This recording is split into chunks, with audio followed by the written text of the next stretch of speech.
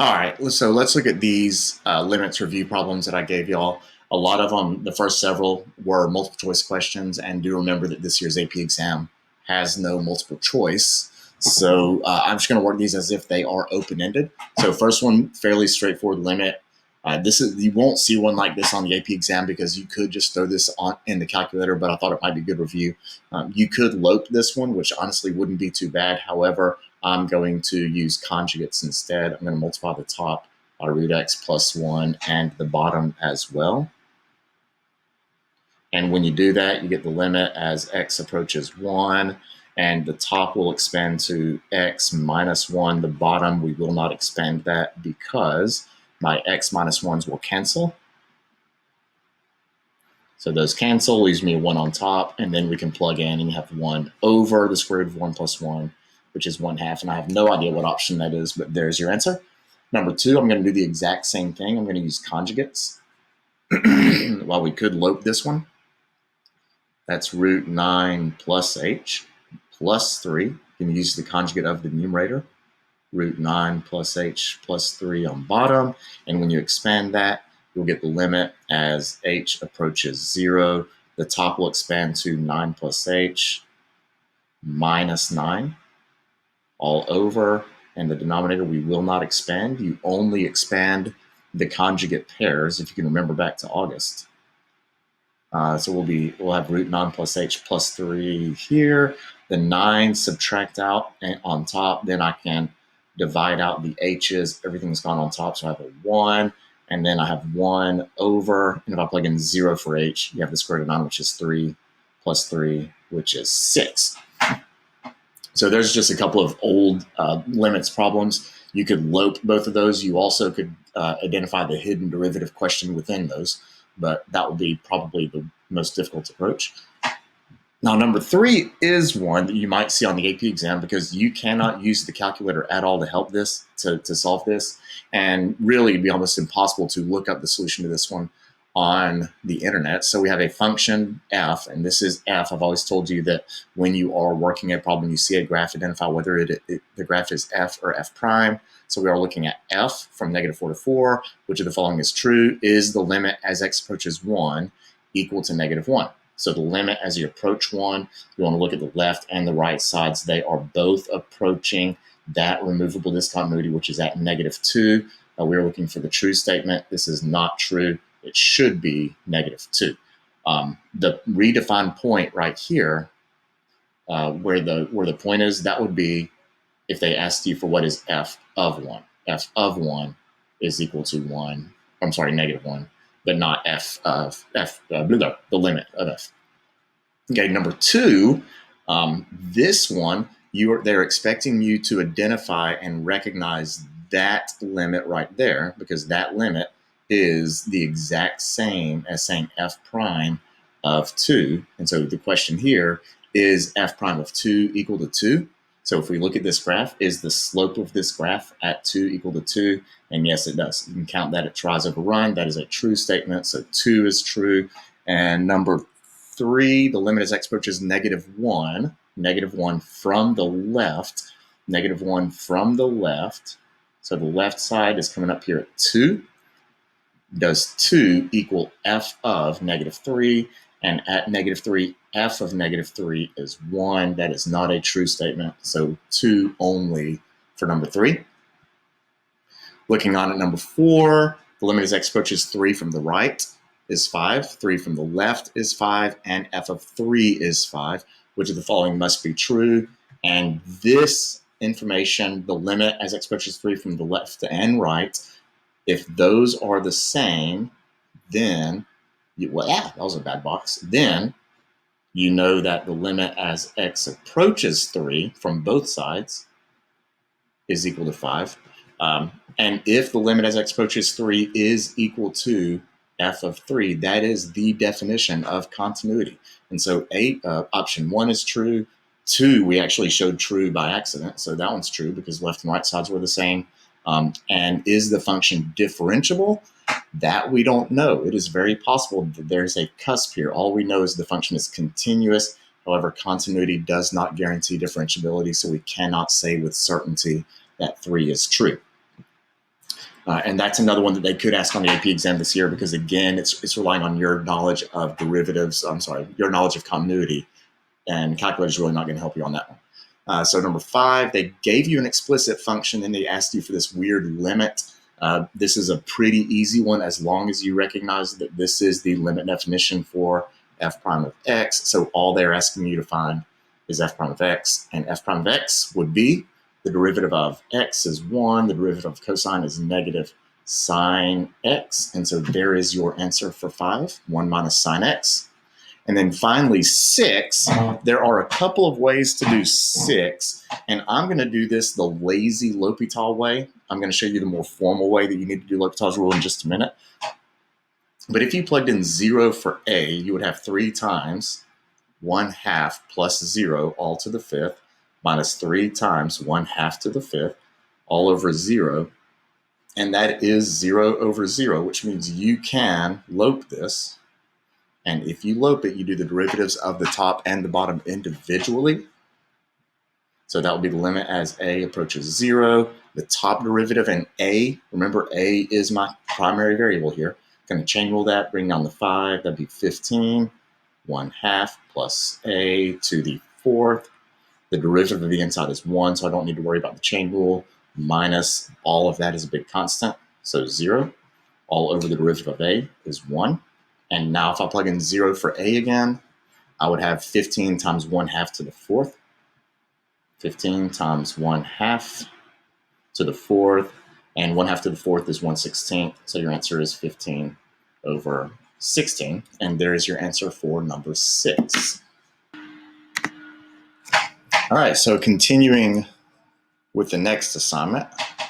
Number 4, both of these questions are going to end up being L'Hopital's rule. And for the first one, first that c doesn't need to be, that's just be for all x's. Okay, so if f of 0 and g of 0 are equal to 0, then the limit as you approach 0 of f of x over g of x would be, your first approach is to plug in. And if you do f of 0 over g of 0, you do get 0 divided by 0 because both f and g of 0 are 0. And the fact that f prime and g prime both exist and they are continuous functions, you know that f and g are differentiable. And if differentiable, they are continuous. And because they are continuous, I could then say that the limit is what f of 0 and g of 0 are equal to.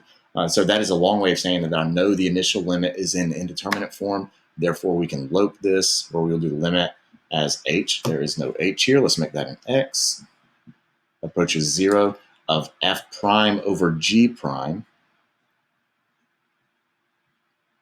And I'm about to give you a short lesson on how to write your answers to limits without creating something called a linkage error. Do not do this. F prime is cosine. G prime is 1. And then the limit as x approaches 0, cosine of 0 over 1 would be 1 over 1, which is an answer of 1. While I did end up with the correct answer of 1, in a free response world, which your test will be free response, you will lose a point because you created a linkage error right here. You said this limit is equal to cosine x over 1, which the limit is not equal to cosine x over 1. F prime over g prime is equal to cosine x over 1. So we have not evaluated the limit, and until you do, you must continue to write the limit as x approaches 0. And then from this step to this step, where I actually replace the x with a 0, I'm evaluating the limit.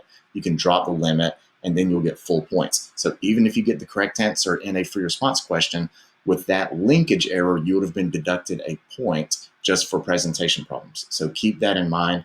There actually is another presentation issue with L'Hopital's rule right here, which I'm going to talk about in number 10. So if you see a limit, I'm going to say that most of the time on the AP exam, any given limits will be indeterminate.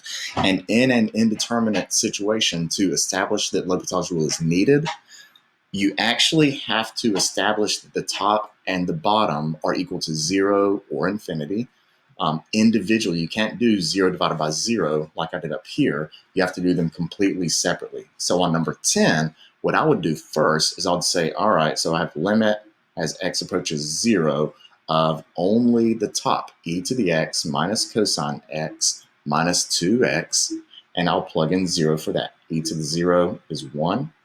Cosine of 0 is 1 minus 2 times 0, and we actually do get a 0 for the numerator's limit.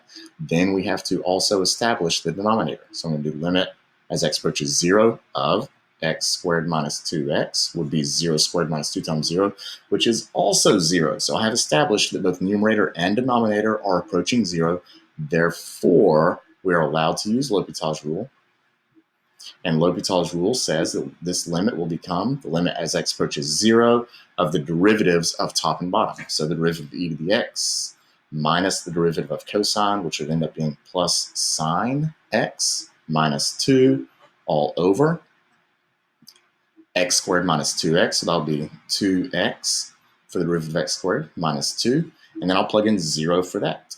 And so e to the 0 is 1 plus sine of 0 is 0 minus 2 all over 2 times 0, which is 0 minus 2. You can stop there because those are all numbers. 1 minus 2 is negative 1, negative 2, which will give you an answer of 1/2. So in the multiple choice world, your answer would be C, but this would be, and I'm hiding my work down there with my face. This would be, on this year's AP exam, this would be a free response question. So you would have to have all of this work down. And if it's indeterminate, you must show numerator and denominator separately. You cannot do it in one big step like I did up here. So on 4, if this were a free response question, I actually would lose points because of how I established the indeterminate form. You must show top and bottom individually like I did with number 10. And for that reason, I would recommend that you always, when you do these indeterminate limit forms, or when you see limits, I'll just go ahead and start by doing the top and bottom individually anyway. Okay, that brings us to the 2019 free response question. And I actually graded this one. This was one of the questions that I read last year in Kansas City. And this is a limit. And so a lot of students did exactly what I just recommended you do. They started off by saying, all right, this is going to be L'Hopital's rule. I'm going to do limit as x approaches 1 of 10 to the x minus 3f prime of x, which would be 10 to the first minus 3f prime of 1. And then you would have to look at the provided graph to see what f prime of 1 is. And if you look at that graph, you'll notice that f, which is the function given, is a line from 0 to 2. And the slope of that line is actually 2. So my numerator ends up being 10 minus 3 times 2, which is 4.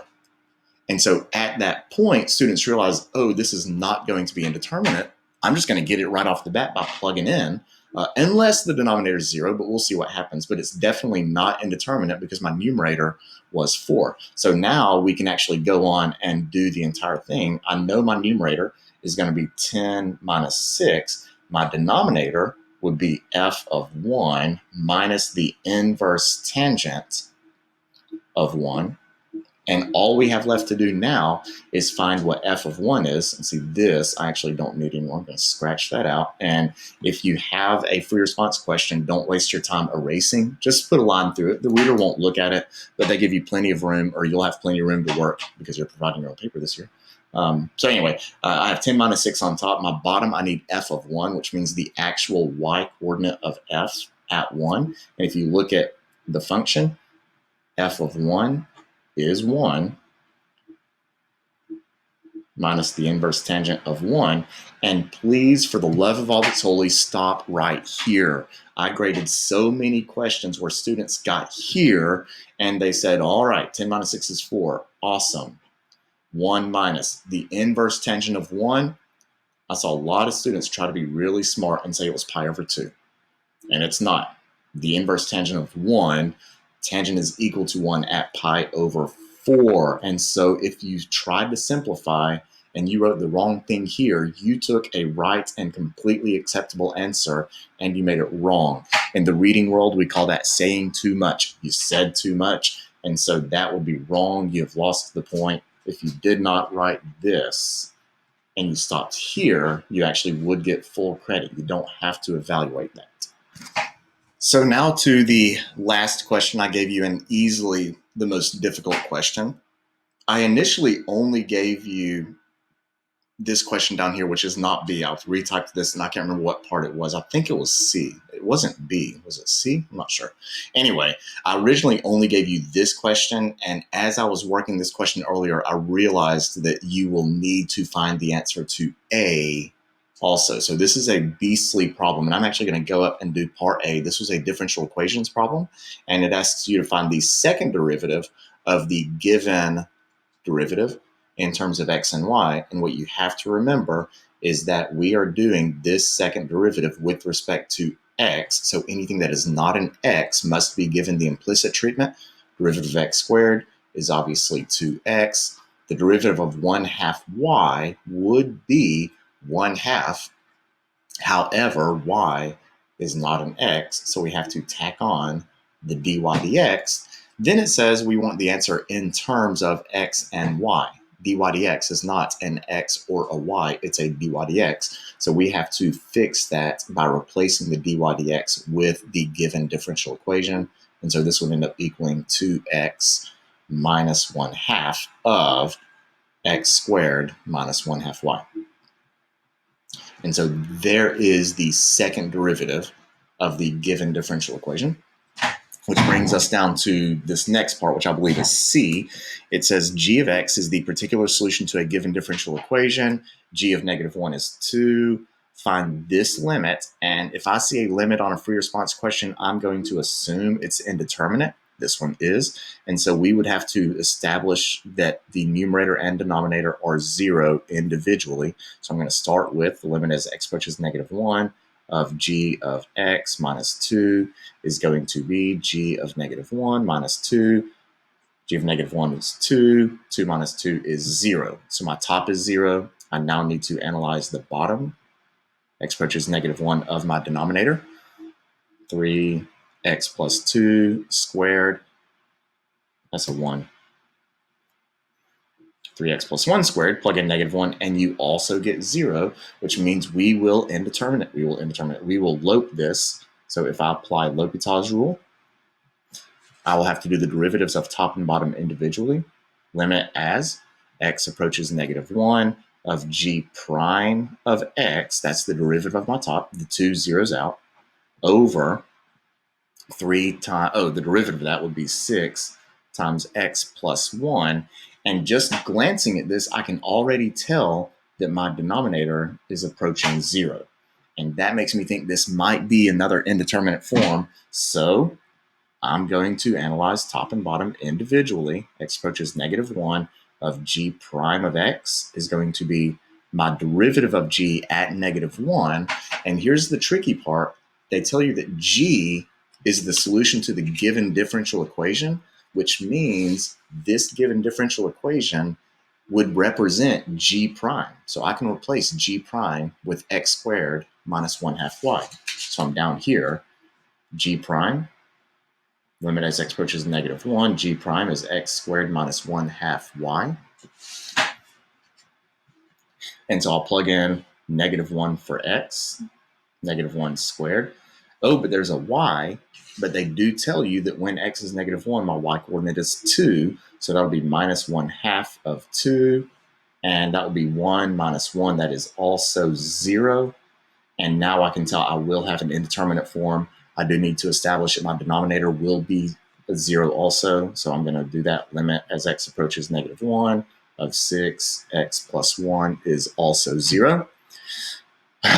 And so now I have shown that my top and my bottom both approach 0, which means we will lope this again. And fortunately, this is going to be the end. We're going to lope it one more time. So this will be the limit as x approaches -1. And the derivative of my numerator, the derivative of g, is g double prime. The derivative of my bottom is just going to be 6. So thankfully, I know this will not be indeterminate. Okay, now g double prime. How am I going to establish g double prime? Well, I need the second derivative, and that is what we have here in part A. And so my second derivative, I'm going to jot it down here, 2x minus 1/2 x squared minus 1/2 of y. And so I jotted that down right here so I can have it on the camera. And so now g double prime at -1, remember -1 had a y coordinate of 2 with it. So g double prime is going to be 2 times -1 minus 1/2 of -1 squared minus 1/2 of 2, which is 1, all over 6. And I would stop there. It does reduce to -1/3 if you want to show off, but there's absolutely no need for you to do that. And goodness, that problem ended up being a beast, a 2-loopable problem. And I wanted to make sure you knew that in indeterminate forms, you do have to establish numerator and denominator separately. I'm tired of talking. I'm going to quit this.